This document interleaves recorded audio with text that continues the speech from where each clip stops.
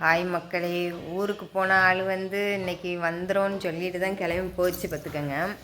ஆனால் நாளைக்கு வரமாட்டாங்களாம், வேலை இருக்குதான். அதனால் நாளைக்கு நான் தான் மக்களே டயாலிஸ் போகிறேன். ஃபஸ்ட் டைம் போகிறேன் தனியாக.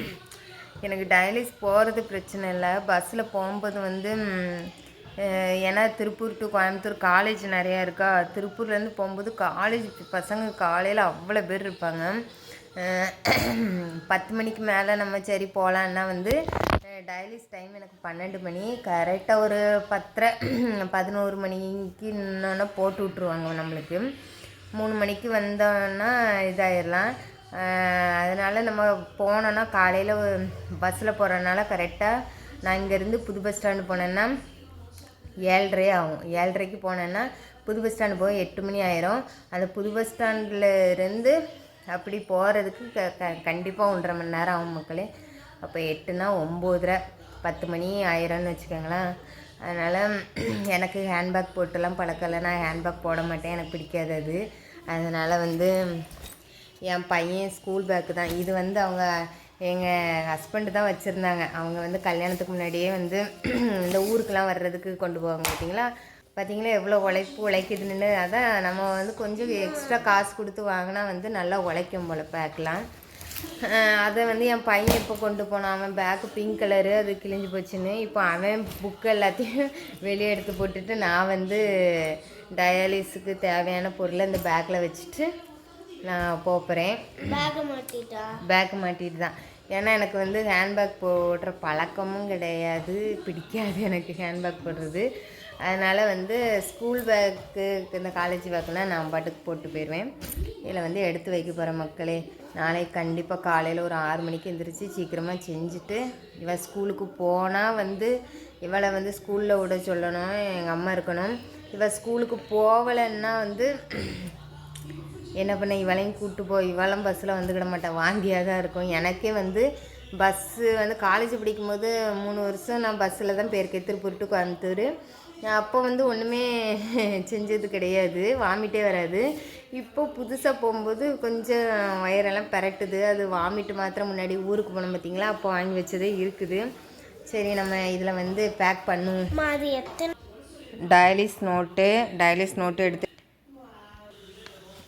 இதில் டயாலிஸ் நோட்டும் இதுவும் இருக்குது. ஃபைலுன்னா அந்தளவுக்கு முன்னாடி இருந்து பார்த்த இதெல்லாம் இல்லை. இப்போ ரீசெண்டாக பார்த்தா ஒரு 2 பிளட் ரிப்போர்ட் இருக்கும் பற்றிலாம் அது இருக்குது. எனக்கு ஃபைலு கொண்டு போகணுன்னு தேவையில்லை மக்களை. ஏன்னா எங்கள் ஹாஸ்பிட்டல் ஃபுல்லாமே சிஸ்டமேட்டிக் தான். நம்மளுக்கு ஒரு ஓபி நம்பர் கொடுத்துருப்பாவ, அதை போட்டாலே நான் ஹாஸ்பிட்டலில் ஸ்டார்டிங்கில் இருந்து என்ன ட்ரீட்மெண்ட் எடுத்திருக்கேன், இப்போ லாஸ்ட் எண்டிங் வரை என்ன பிளட் டெஸ்ட் எடுத்திருக்கேன்னு எல்லாமே கம்ப்யூட்டரில் சேவ் ஆயிரும். அதுக்கப்புறம் நான் டயாலிஸ் எப்படி பண்ணுறேன், எவ்வளோ பிபி இருந்திருக்கு, எவ்வளோ ரிமூவல் பண்ணியிருக்காங்க, எந்த அளவுக்கு வெயிட்டில் வந்திருக்கேன் எல்லாமே ஏற்றிடுவாங்க. அதனால் எனக்கு ஃபைல் தேவையில்லை கொண்டு போகணும். அப்புறம் எனக்கு முக்கியமாக தேவைப்படுறது இந்த இது தான். இது ஹாட் பேக்கா, பேர் என்ன பேருன்னு தெரில, ஹாட் பேக்குன்னு நம்ம பேரை வச்சுக்கிடுவோம். இதில் சுடுதண்ணி அங்கே ஹாஸ்பிட்டலே வருமா, நல்ல சூடாக வரும். அதை அதாவது குடிக்கிற தண்ணி தான்.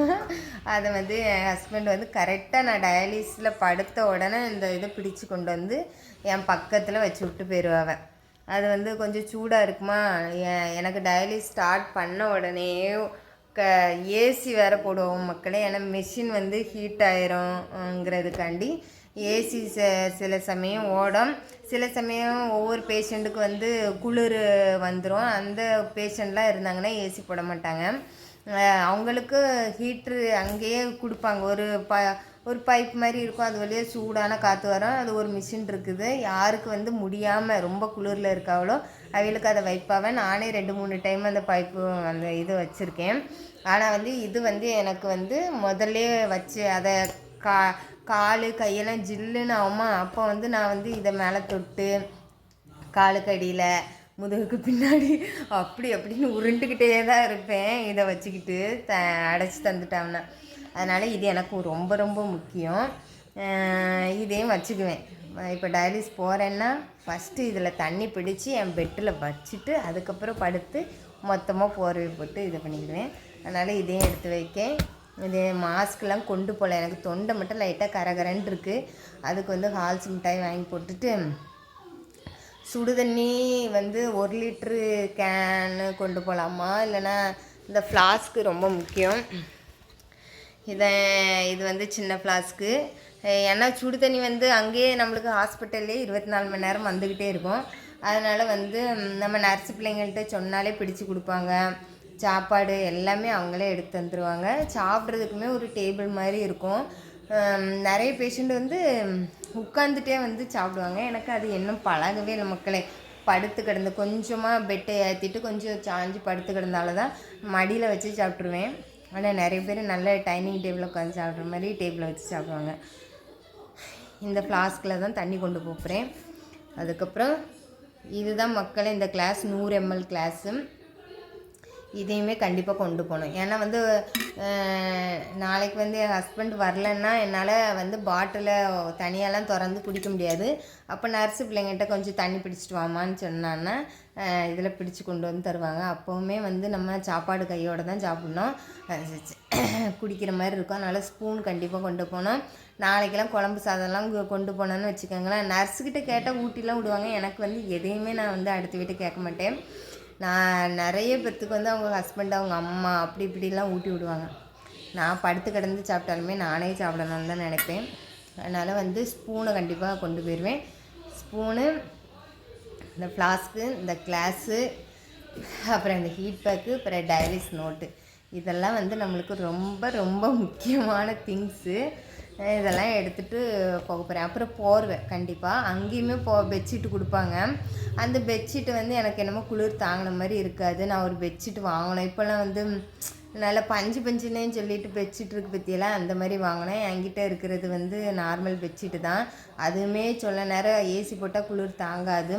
நான் ரூமுக்கு போனாலே ஏசி ஆஃப் பண்ணுங்கன்னு தான் சண்டை போட்டுகிட்டே இருப்பேன். அக்கா கொஞ்ச நேரம், ஏன்னா வந்து ஏசி ஆஃப் பண்ணிட்டாங்கன்னு வச்சுக்கோங்களேன், தரையெல்லாம் ஒரு மாதிரி தண்ணியாக ஜில்லுன்னு ஆக ஆரம்பிச்சிடும். அதுக்காண்டி ஏசி போட்டால் தான் அது காயுமா அப்படி சொல்கிறாங்க. ஆனால் நான் யோசிப்பேன், ஏசி போட்டால் எப்படி காயும்? அது ஒரு ஈரப்பதமாக தானே வருது. அப்போ தரை என்னன்னு தானே தண்ணி ஆகணும், எப்படி வந்து காயின்னு சொல்கிறாவ அப்படின்ட்டு நான் யோசிச்சுக்கிட்டே இருப்பேன். ஆனால் ஏசி போட்டால் தான் தரை காயின்னு சொல்லிவிட்டு ஏசியை போட்டு விடுவாங்க மக்களே. நம்மளுக்கு அந்த ஏசியை பற்றிலாம் தெரியாது, நம்ம என்ன ஏசிலேயே உட்காந்துருக்கோம். அதனால் தெரியுதுக்கு நம்மளுக்கு ஃபேனே பெருசு. அதனால் இன்றைக்கி நைட்டே எல்லாத்தையும் எடுத்து வச்சுட்டேன். நாளைக்கு வந்து போக போகிறேன். ஹெட்ஃபோன் எனக்கு ரொம்ப முக்கியம்.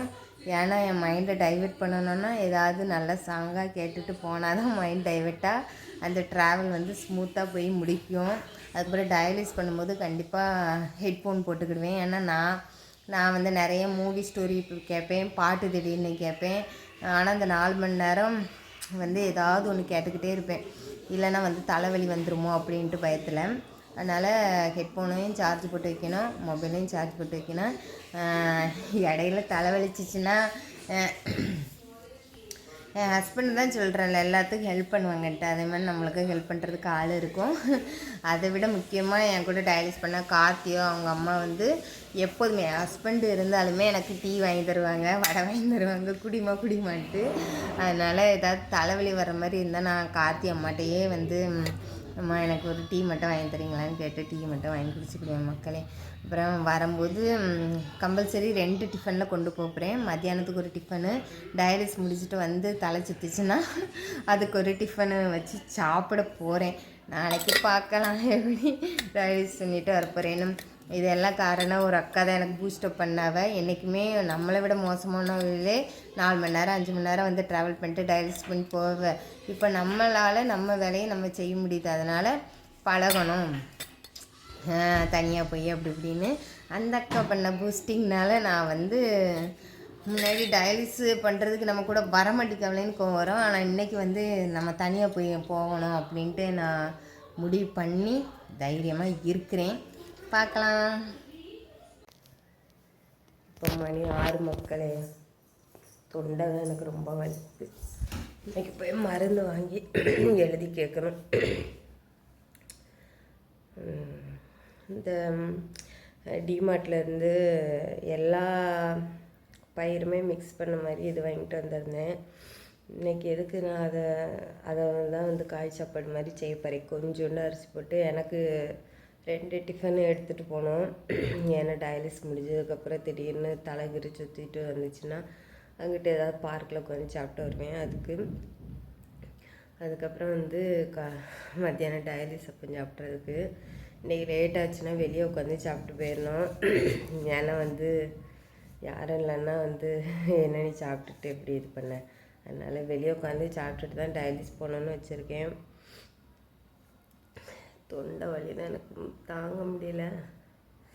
வெளியெல்லாம் குளிரும் மழையுமா இருக்குது. எப்படியாவது போயிட்டு வரணும் மக்களே.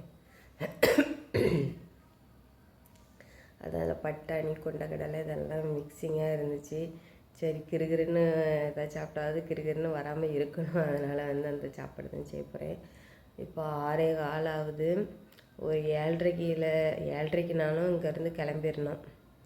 கிளம்பிட்டு புது பஸ் ஸ்டாண்ட் போயிட்டு பஸ்ஸு பிடிச்சி போகணும். சரி மக்களே, நான் வந்து ரெடி ஆகிறேன். போட்டுக்கோங்க, அப்போ தான் வெயிட் ஆகுது.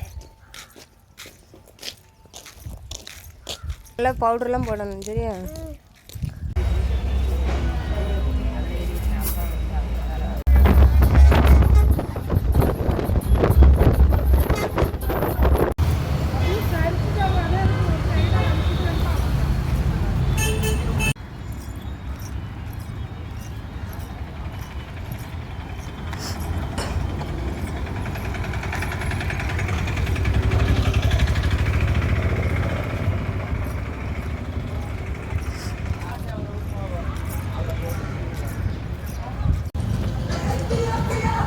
இங்கே பிஎஸ்ஜியில் பொங்கல் செலிப்ரேஷன் நடக்கும் மக்களே. ஜாலியாக பசங்க எல்லாம் பொங்கல் செலிப்ரேஷன். 10 மணி கரெக்டாக ஆகுது. ஹாஸ்பிட்டல் வந்துட்டேன். போய் பில்லு போட்டுட்டு இன்றைக்கி எனக்கு போடுறதுக்கே 1 மணி ஆயிரும் மக்களே.